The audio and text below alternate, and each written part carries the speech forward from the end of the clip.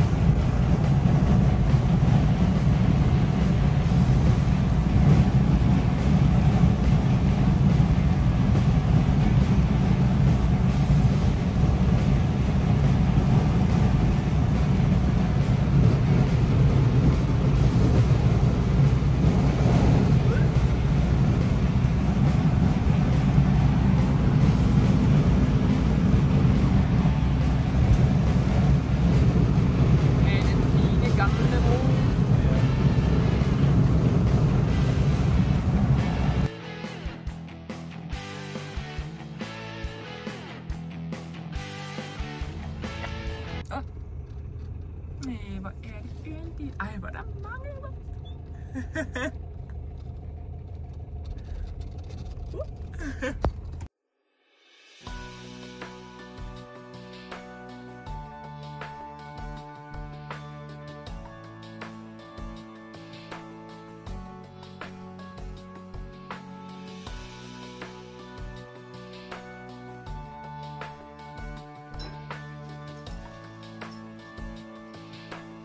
Børnene med deres telefon.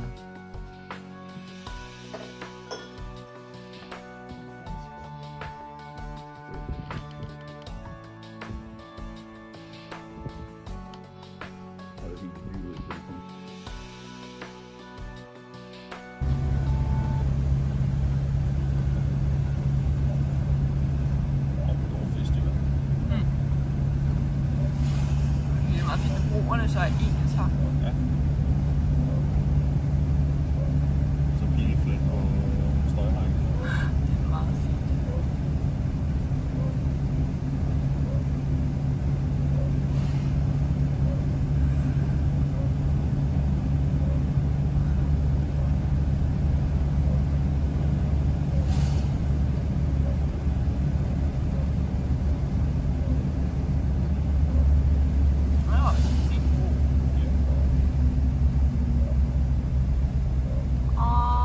Så er vi stille på. Ja.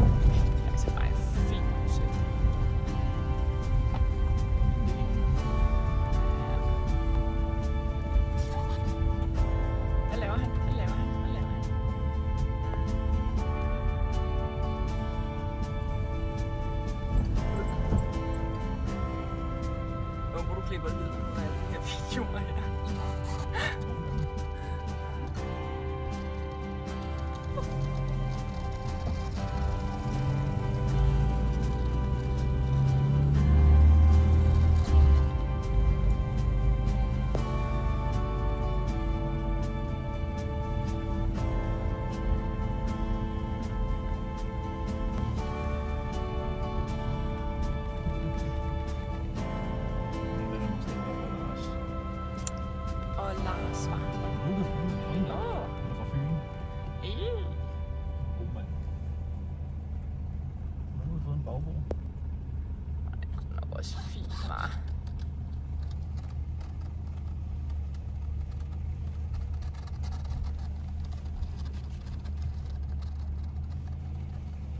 Det er da egentlig helt okay udsigt at slutte af med.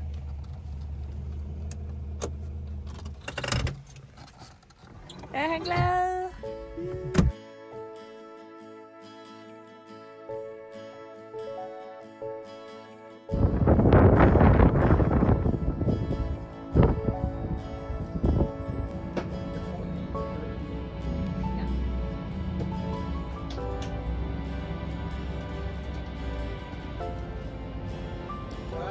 Ja.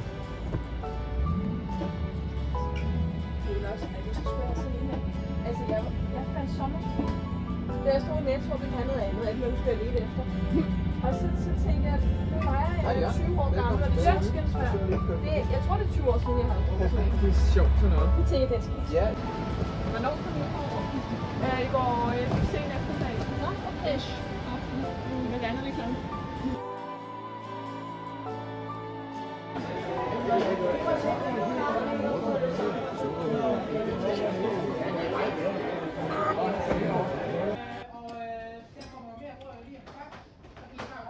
Men de har lavet et nyt tiltag i år. De er jo blevet miljøbevidste. Så vi kører genbrugsbestik. Og det der bliver det her, det er når I er færdige og rydder væk, så tallerkener er jo indgang. Men bestikken, der har vi sådan nogle sorte kasser, den fritager hvad der står med der. Der kommer vand ned i. Så der smider jeg brugte bestik ned i. Okay? Jamen, så er det bare at blive oprækt til. Vi kan tage på begge sider her. Vi flytter lige planen lidt, så I kan få mere til at spise.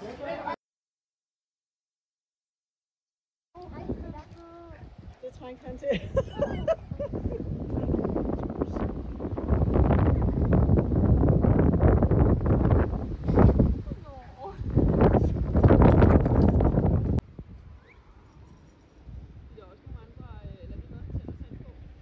Det er originalt.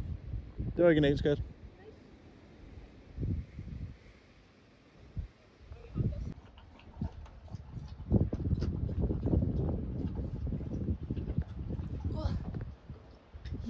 Skal du spise noget mad, skat?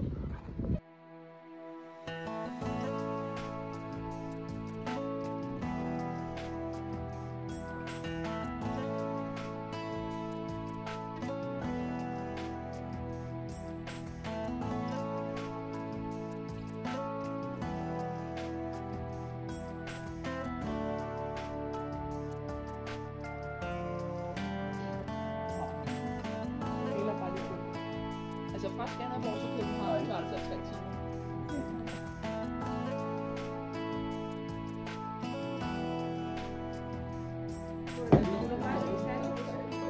Det er ikke så legesyg. Prøv at se glad ud. Sushi-kækken, der kommer hunden ind. Ja. Der var ude. Vores genbrug har den sødeste mini-udgave.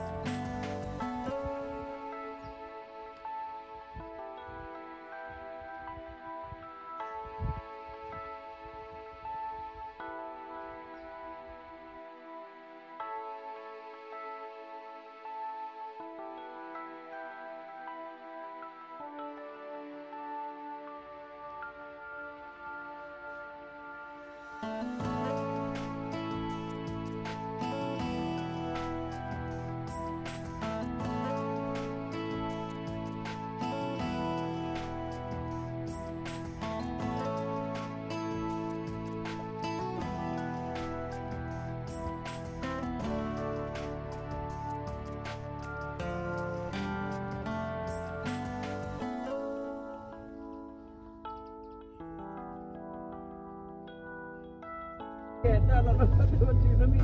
Ja. Og nu starter det.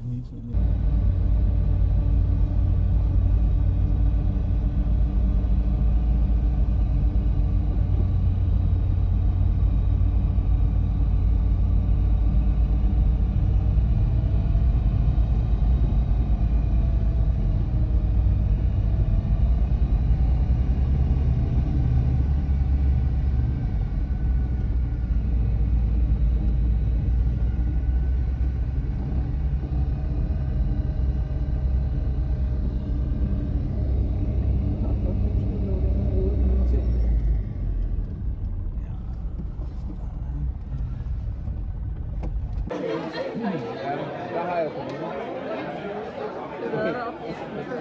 Når man kommer hjem og er glad og der er modtaget.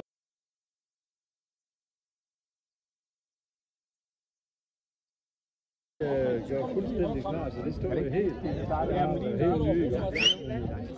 De var også Rej nærmere. God formiddag alle sammen. Så er vi så vidt igen.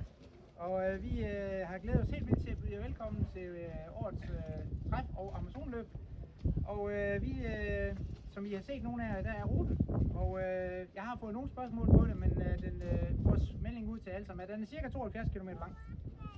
Og der er mulighed for at passere en OK-tank eller noget andet med noget snabelvand 100 undervejs. Der er i hvert fald 2 ind i Ry til dem, der kører venstre rundt. Jeg er ikke lige styr på, når man rammer en den anden vej rundt, men der kan tankes undervejs.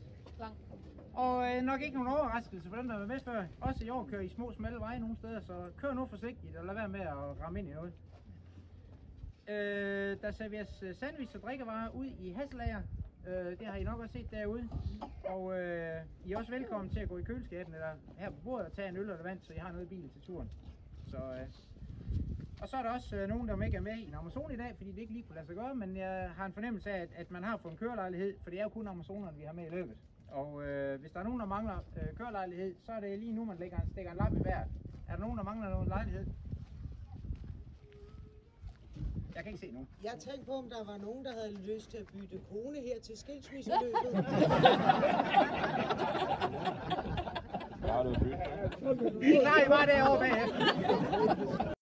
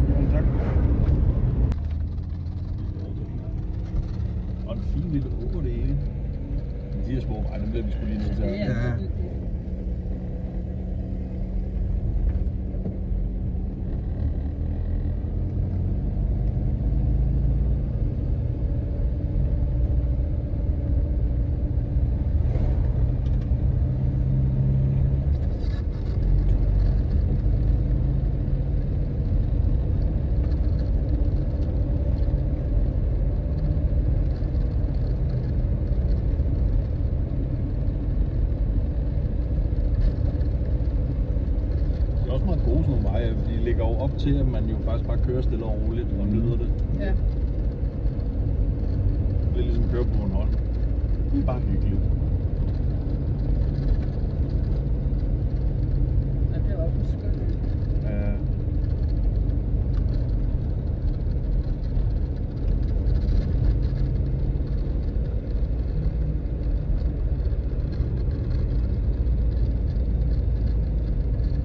Så bliver der meget åbnet i landskabet. Nej, det var fint. Kommer en eller anden veteranbil deroppe.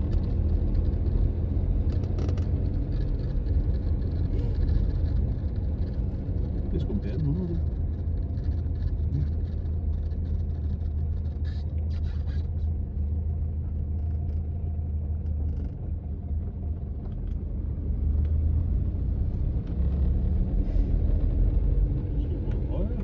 Det er fint, du kan bare...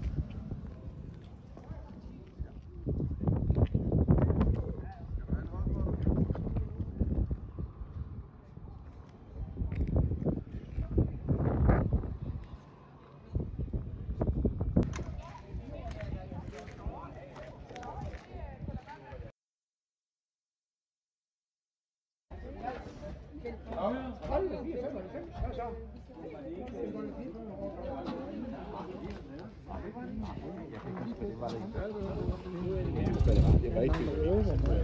Ja, det kunne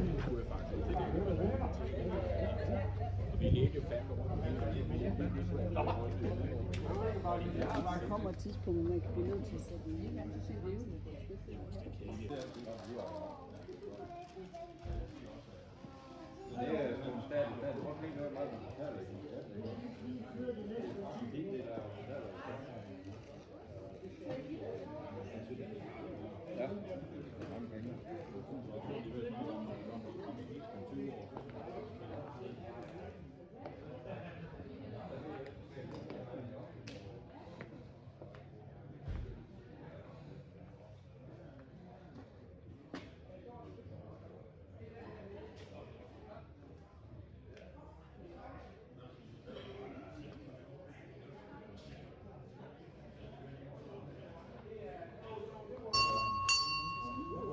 Så vil I holde mund, hva'?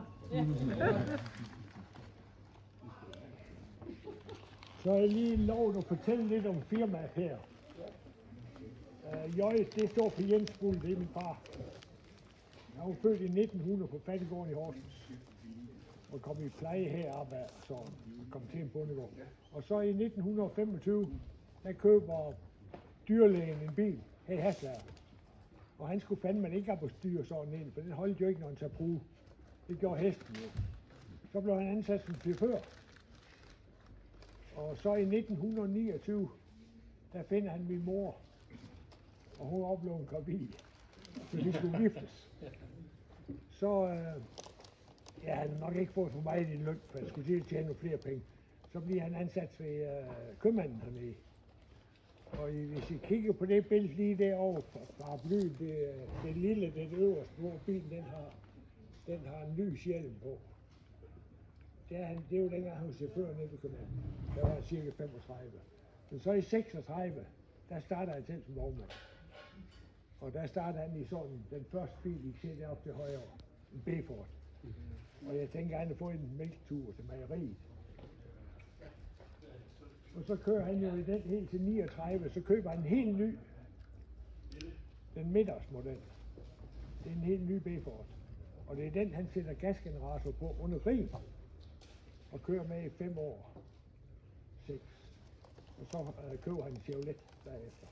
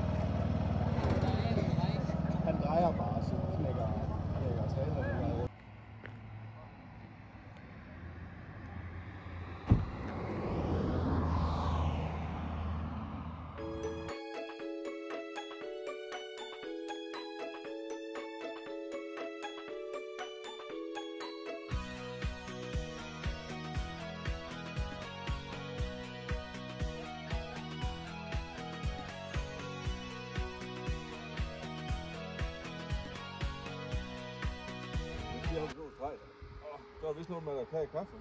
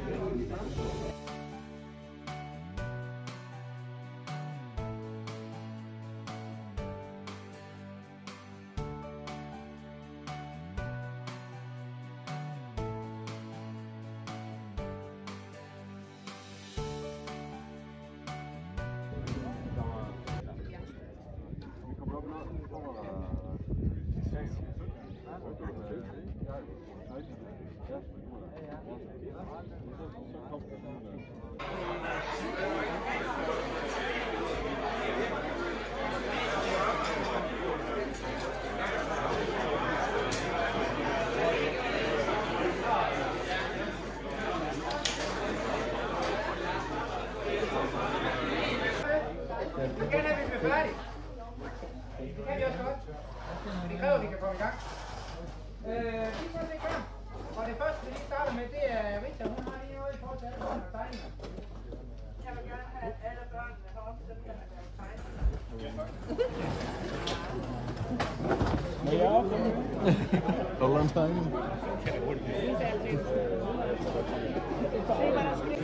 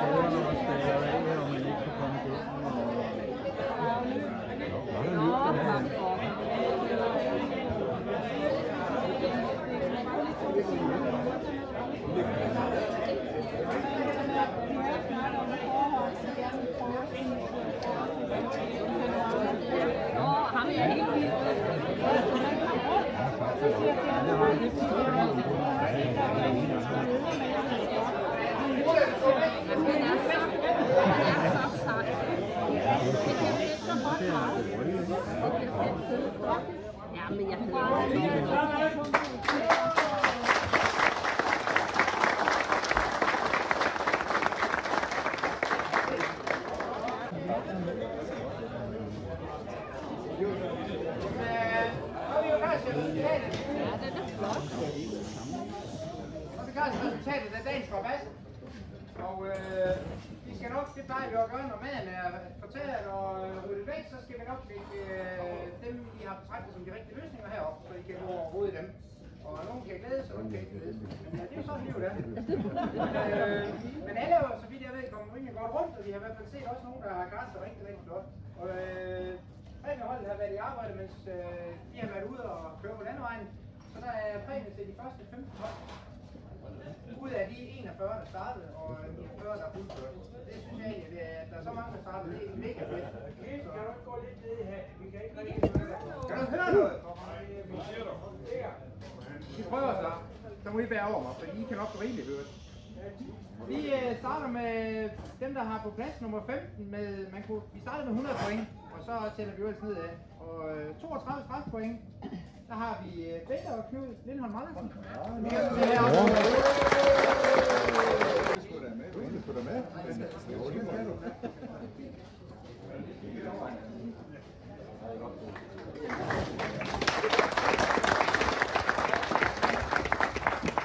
På en 14. plads, så nu kommer vi til nogen med 31 strafpoint, og dem er der faktisk en hel del af. Så det var jo noget med at køre med traktor.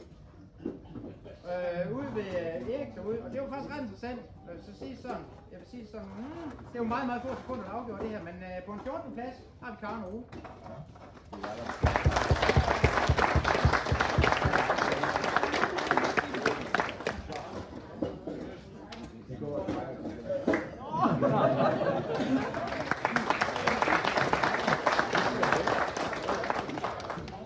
På en 13. plads, også med 31, der har vi, kan det ikke passe det, Jens Højgaards Sørensen.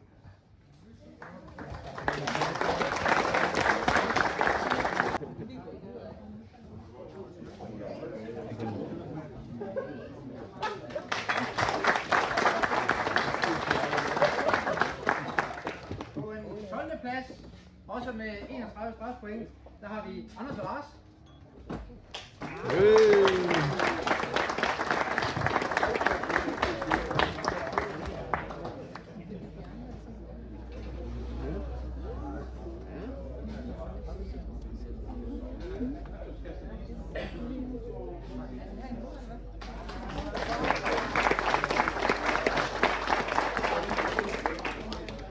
På en 11. plads, også med 31 strafpoint, men hele 2 sekunder hurtigere på traktoren med traileren. Peter Petersen. Hvor er Peter Petersen han? Nå der.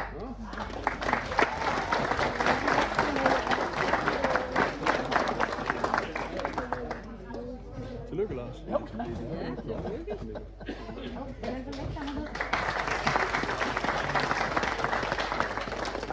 Og en 10. plads med 29 strafpoint. Morten Brasballe. Nej.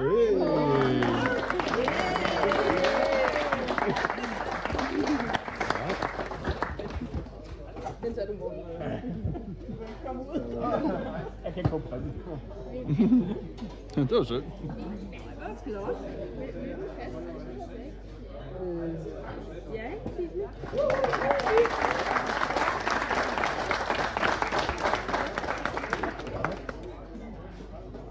På en 9. plads med 27 strafpoint, der har vi Maria, Jesper og Lars.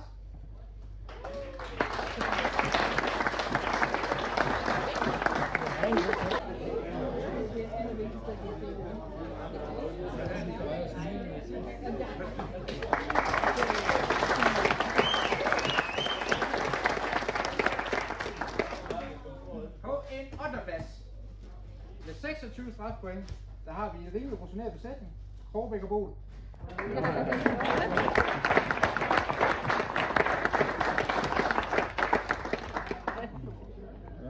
Top. Hvis man er nede i top 10, så er jeg altid.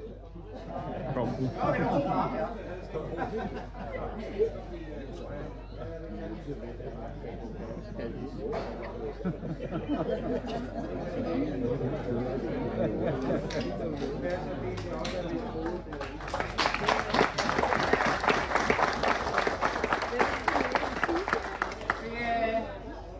Jørgens Lykke til lige 7, men det blev ikke den her gang. Men det var jo et meget rutineret hold, som faktisk blev slået af. Det var faktisk et meget rutineret hold, der blev slået af et debuterende hold. Med 24 strafpoint, Susanne og Kim Fransen.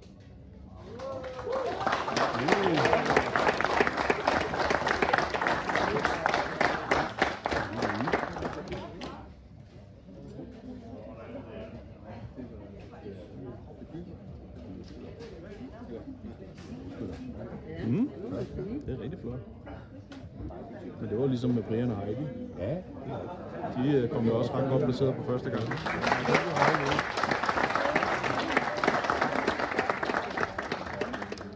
På 6. pladsen med 23 strafpoint, Jens Brunskov.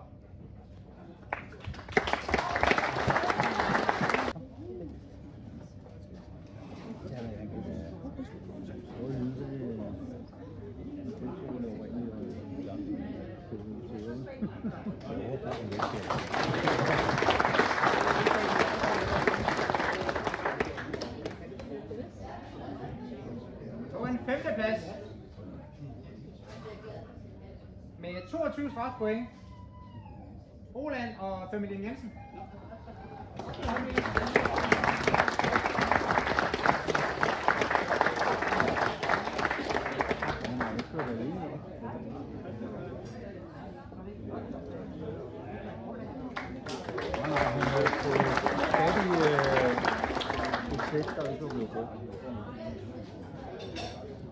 Så begynder det at nærme sig tom. På en 4. plads med 20 point, Theodor Hedegaard.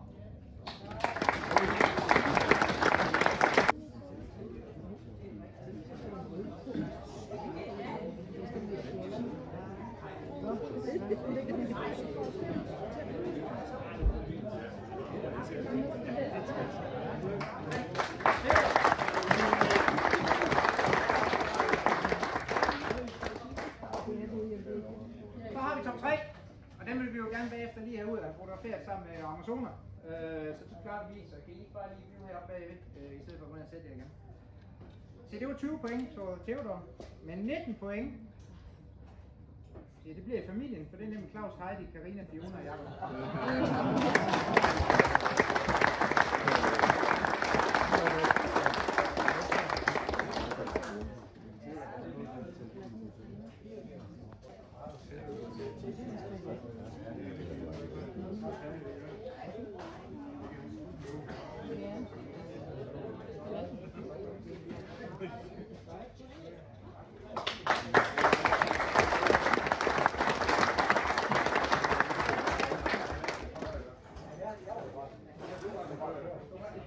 På en anden plads point. Men hurtigere på havetraktoren. Thomas, Tina, August og Magnus.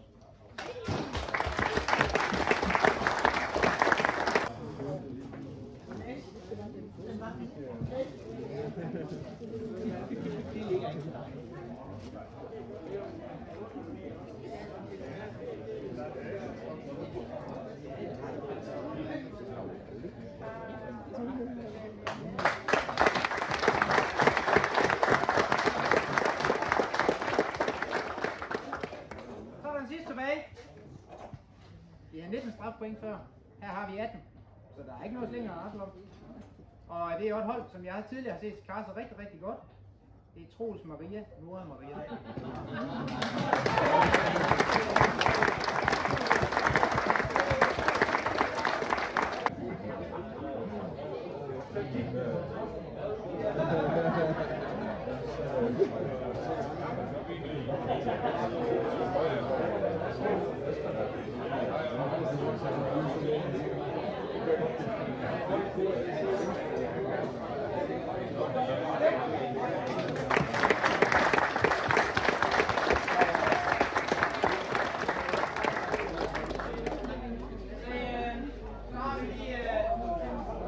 Klokken den nærmer sig meget kraftigt 18, og vi har en forventning om, at slagteren indfinder sig, således at vi regner med, at ca. 18:30, der kan vi gøre klar med klar heroppe.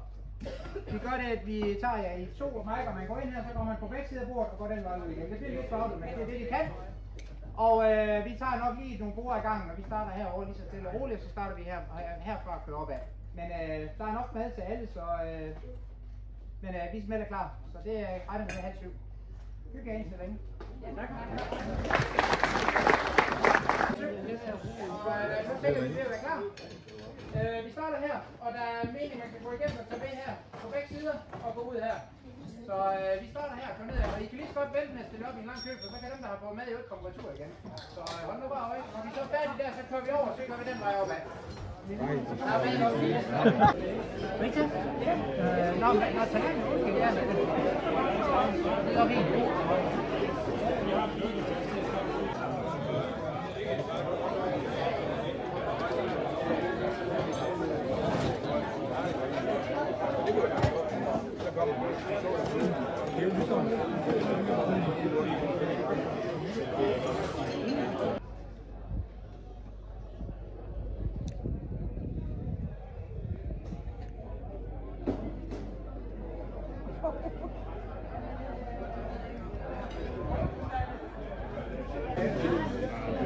Det er virkelig lykkedes at få ro her i selskabet. Jeg håber, at han er Jeg tænkte på, det her det er bedre end klasse. På den her. Vi savner jo Tage. Kan I huske Tage? Det kan mange af jer. Ja. Og vi savner jo i den grad Tages tale. Og jeg plejer jo gerne altid at genere ham lidt bagefter. Og nu kan han jo ikke engang være med og så videre. Så jeg vil tænke, at jeg kan lave en meget kort Tage-tale. Fordi, ikke fordi jeg har så meget at sige. Jeg tænker bare på Tage. Han havde sgu så meget at sige. Og det han altid sagde, det var, at det er jo simpelthen så lækkert her, hvor vi er sammen. Så mange af de gamle, og vi har også nye folk med. Og det bliver der taget godt imod. Jeg tror, jeg synes, alle tager sig af de nye. Og vi er så lækkert i vores klub i forhold til mange af de andre veteranklubber, at vi faktisk har unge mennesker med. Og det er måske også lidt med, at de skide biler ikke er så pisse dyre, som det gør. Og de er dyre nok. Men alt i alt, så kommer vi så til, at vi så mødes her, hvor vi har nogle fantastiske ildsjæle, som laver et arrangement. Jeg tror ikke engang, jeg gider nævne navn. I ved sgu godt, hvem det er. Det er helt det der arrangement, der laver holdet her og gør det her. Og så er vi vist nok også mere end det er vist nok. Er det ikke vist? I sagde det, der har vi aldrig været så mange. Og møder, det er 50-60 biler, 120 mennesker og så videre. Der er sådan, det er godt det. Hvor kan jeg sidde? Og det synes jeg er fantastisk, så jeg synes i den grad, at vi lige skal, som jeg sagde, også altid har sagt, at vi skal lige hylde dem, der har lavet det her. Så hvis I alle sammen, dem der har lavet det, gider de rejse sig op, dem der har været officials her. Nej, det behøves de ikke. Okay, vi ved godt, hvem de er. Vi giver dem fandme lige 3 for at leve. 1, 2, 3.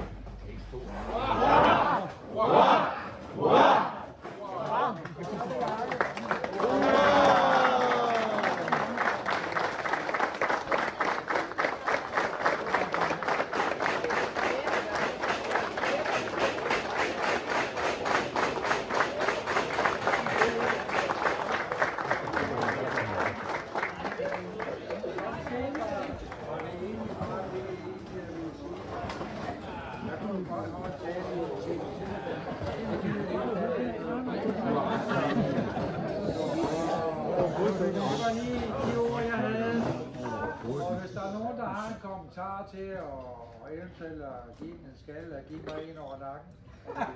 Det er det mange, jeg har lyst til. Ordet er frit.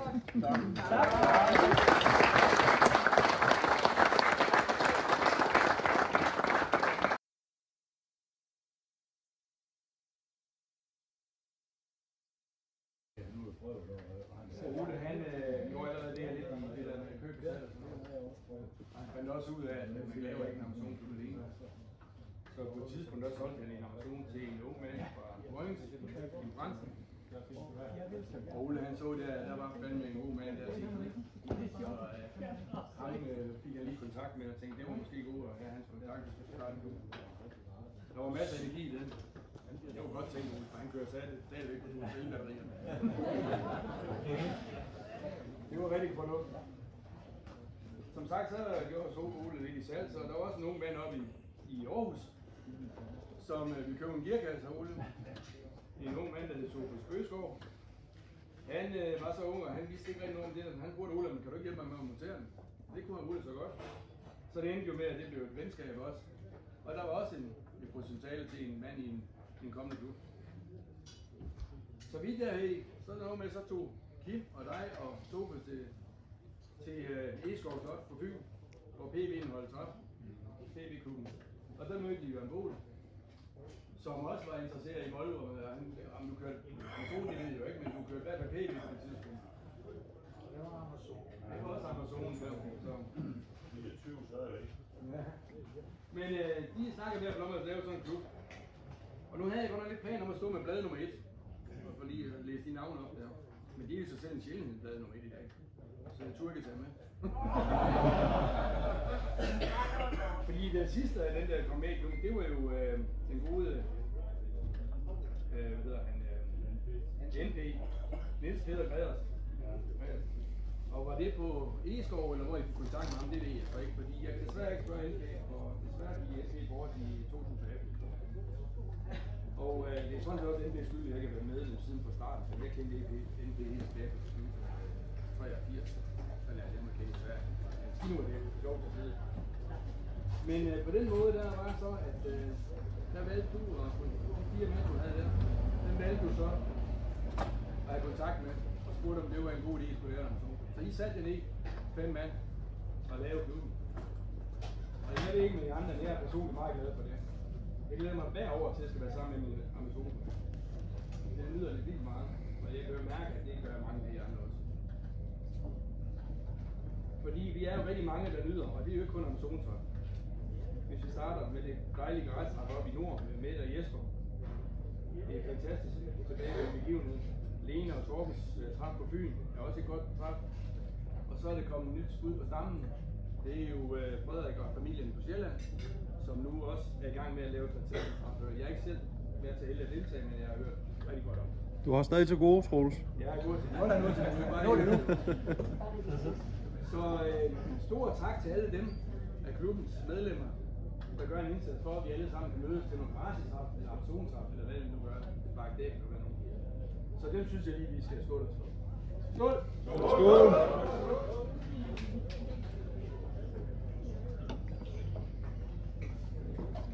så til, hvorfor jeg står her. Så, vi er 5 bestyrelsesmedlemmer. Og vi er stort set altid enige. Men nogle gange kan det risikere, at vi er lidt uenige. Og så er det flertallet der. Den her gang har de 3 valgt at tage en slutning. De 2 andre slet ikke spurgt. Jeg ved godt, at det må man ikke. Jeg er ikke på valg i år. Men det er nu sket. Vi har simpelthen taget en beslutning og sagt, at vi vil meget gerne påskynde de der folk, de 5 mænd, som startede klubben for mange år siden. Der er jo så kun 4 tilbage. Sophie er her i aften, og jeg tænker på, at det nu vi overrækker om lidt, det kan nok en af dem med til Aarhus, så skal jeg nok sørge for at køre forbi.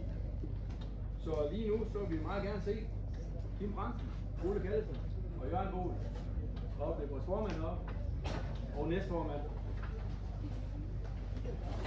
Så har vi lille her.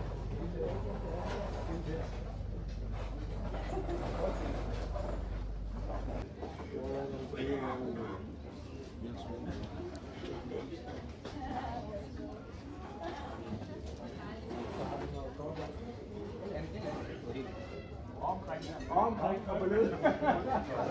Værsgo. Hvis du kommer videre i et rulle.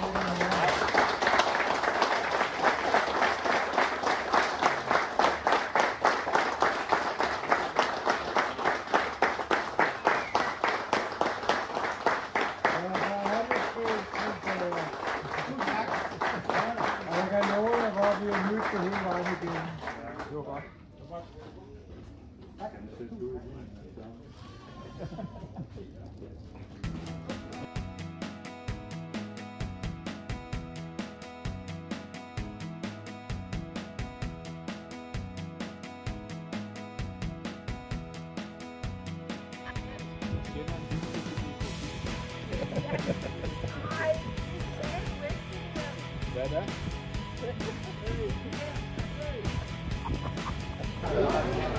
Hallo!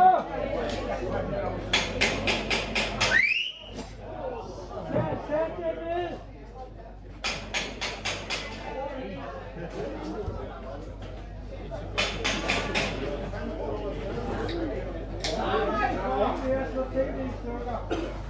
Jeg har overtaget en af de unge til ligesom at stå op og fortælle om, hvordan fanden det er at være ung her i klubben her. Det er jo godt lidt besvær for ham lille Troels til at komme med på klubben. Men han har endelig i, at vi nu prøver at lave sådan et eller andet. Han taler lidt, og hvis han får en stå, så skal han op i en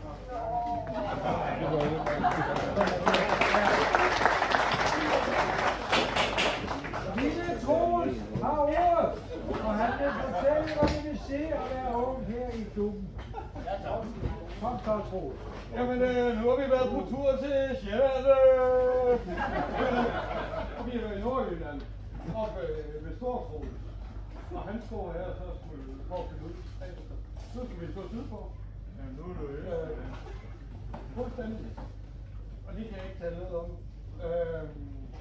Men vi må konstatere, at Storkrogen er kommet lidt op i alder. Og den trykker. Ellers så har han jo husket blad nummer 1. Det er jo noget værd at blive blad.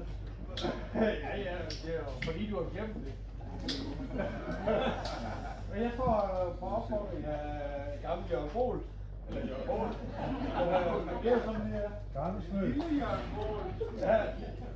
Ja, eller stor. Altså, nu, første gang jeg mødte Jørgen, der var det jo... jeg har været inde og det har været i... Hvem er forældre til disse børn? Ja, jeg er på opfordring af en rommakker. Jeg er her. Jeg har gjort nogle bemærket her i de sidste 3 år, hvor vi er begyndt at komme lidt igen. Mig og Maria og Nora. Og Maria, hun er oppe ved Nora, men han er ikke helt på toppen. Så det er sådan det er.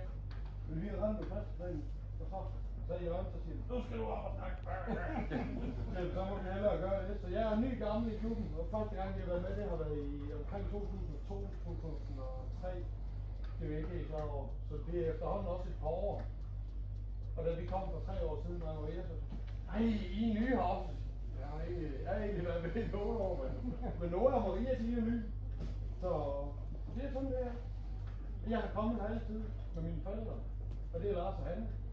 Min mor her har med ud at køre i dag, og vi kørte jo først og fremmest hjem. Og min gamle far, den er også et eller andet sted. Han står deroppe og gemmer sig. Det var fordi, han kom på 10. Og det er kørt hjem sammen med Faster Fadøl, og Jesper. Og Maria, det er min lille søster. Og Helene er den anden. Og vi har været med i barndommen, siden vi kunne... Han er kravle og gå. Nogle af jer, der har været med i mange år, kan huske, at vi kom herop i en gammel rød Volvo Amazon, med alle de her træk på, og en lille cool pæntøj campingvogn. Og vi kommer 5 mand og parkerer dernede. Den er, jeg vil sige, 2,20 meter gange 1,80. Så siger de, hvor skal I sove henne? Jamen, de skal sove derovre i den gule. Er I ikke 5?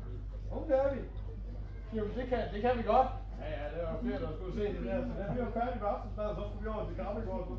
De gamle, de læser diagonal, og så er det mindste søster på ydersiden, Helene på ydersiden, og mig indenunder. Du ved, hvor bordet det normalt er. Så vi sagtens bare 5 mand derinde, og skulle bare lige huske, at der var en, der sov på gulvet, der var skud og tisse færdig. Så, jo, det er godt nok. Nu er Thomas og Tina dernede, som står igennem. Ja, okay. Tak. Dem, der ikke kender mig, jeg hedder Frederik, jeg kommer fra Sjælland af. Og jeg ved godt, for jyderne, så er det København. Men mit tilhørsforhold til Amazon kom faktisk først til at eksistere i 2009, da jeg har været 14, tror jeg, måske. Ellers har jeg ikke skænket Volvo Amazon, eller Volvo på den til skyld, en tanke overhovedet. Min drømmebil på det tidspunkt var en Citroën Traktion Avant. Men på en ferie oppe i Sverige, det er en flot bil. Oui. Men på en ferie oppe i Sverige, der kommer der en Mattor Amazon kørende mod mig, og jeg tænker, det er sgu da sådan en, jeg skal have. Så en god 2-3 år senere, i 2011, der kører jeg min første Amazon. Solgt hos en... oprindeligt solgt hos en forhandler nede i Ringsted, som ikke eksisterer længere. Ringsted? Den havde jeg så kun i Ringsted for. Ja, Ringsted eksisterer ikke længere? Ja, nej, forhandler din bøg. Den havde jeg så kun i en årrække, og fik den solgt videre desværre. Men der er sgu sådan en bacille i det der Amazon-værk der. Så hver gang jeg fandt en t-shirt, hver gang jeg fandt et blad, en modelbil, så købte jeg sådan en Amazon-ting der. Og så... ja, det hang jo som sagt ved det, så jeg måtte jo have en Amazon igen. Så i 2020, der købte jeg den, jeg har nu, en mellemblå, som var solgt hos samme forhandler i Ringsted i 69, halvanden måned før den, jeg havde før. Som er der endnu. Det var jeg selv sådan lidt imponeret over. Men så stod jeg der og meldte mig ind i klubben, fordi det tænkte jeg, det lød sgu meget hyggeligt med det klubhjul. Og så fik jeg klubbladet, og det var i maj måned, har det nok været. Og der stod så det der Amazon-træf, der skulle foregå i august, og så tænkte jeg, det vil jeg sgu godt deltage i. Men jeg er sådan en idiot, når det kommer til det der med at huske, hvad fanden jeg skriver på min egen kalender, og jeg kunne huske, der var noget med, at min kusine skulle nok konfirmeres der omkring. Så jeg ringede til min mor og var så lidt, hvornår fanden er det august, der skulle konfirmeres? Jamen det var så weekenden før eller sådan noget. Fedt, så tager jeg til Amazon-træf. Nå, men hvornår er det, siger mor så? Jamen det er sådan og sådan. Det lyder hyggeligt, det vil vi godt med til. Nå, okay. Så vi tog afsted, mig, mor og far, til Amazon-træf, det er i 2020. Det blev dyrt. Og, ja, det blev dyrt for mine forældre, fordi i løbet af weekenden, der fik de meldt sig ind i klubben. Og et par måneder senere, der købte vi en herregårdsvogn til dem. Og det var nødt til at være en herregårdsvogn for ham, pensklubben, der ligger dernede, også kunne komme med. Og siden, jamen, der begyndte vi at køre til træf nede på Køge Marina, hvor jeg faldt i snak med ligesindede tosser. Og der fik vi etableret det, der så blev kendt som Volvo Corner nede på Køge Marina til vores mandagstræf. Og der har jeg lige fået at vide af nogle andre klubmedlemmer her i weekenden, at det har åbenbart begyndt at sprede sig nu. Så der var et klubmedlem, der var kommet til træf nede på Lolland, tror jeg det var et eller andet sted.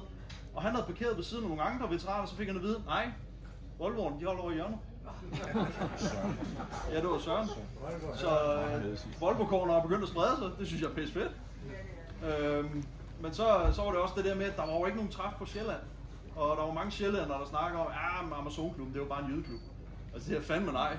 Så begyndte vi at holde træf på Sjælland, det har vi gjort de sidste 3 år. Det har været en kæmpe succes. Sidste gang der var vi 21 biler, og hvor mange mennesker, mor? 40 mennesker. Og det eskalerer. Vi får besøg både fra det meste af Sjælland, Lolland Falster, vi har fra Fyn, og vi har også fra gode dele af Jylland, både nord og syd. Enkelte jyder, ja. så tag en opfordring. Det mener vi elsker alle sammen. Ja, jeg er sammen med min allerbedste sidste nyeste ven Bo, og jeg er på tur med klubben her i dag, og ja, vi kom i går, og jeg vil bare sige tak. Vi er vel modtaget. Vi har virkelig følt os velkommen her, og er egentlig faldet ind med nogle forskellige mennesker, og det virker bare godt.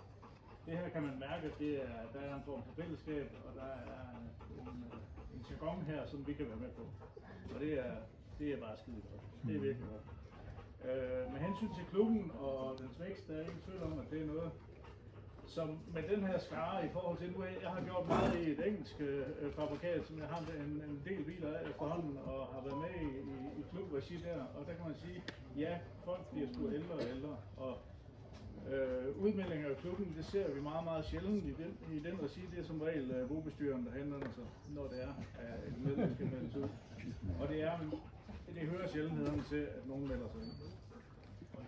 Og der kan man sige, det er ikke kun bilerne her, det handler om, kan jeg mærke. Men jeg kommer ind i det her, fordi jeg har en interesse i bilen. Jeg synes, det er skide spændende. Og jeg er opdraget med Volvo. Min far han sagde altid, at man skal køre i det, politi kører i. Det virker. Og så er man sådan nogenlunde på lige fod. Bare ikke i 80'erne. Så er jeg sådan en politibil, sådan en VW-ID4 elbil her på den der. Jeg er sikker på, at min far er død nu, men han vil nok måske tage til genmæle, hvis det var. Men jeg vil bare overordnet set sige mange tak for den velkomst, som jeg har mærket. Tak til Søren og Kim og alle mulige andre, som har været op på dupperne her, og som virkelig gjorde, at vi er her i dag. Det er jeg ikke sikker på, hvad sket, hvis vi bare havde modtaget et girokort og et klubblad, og så var det ikke sikkert, at det egentlig var blevet til mere.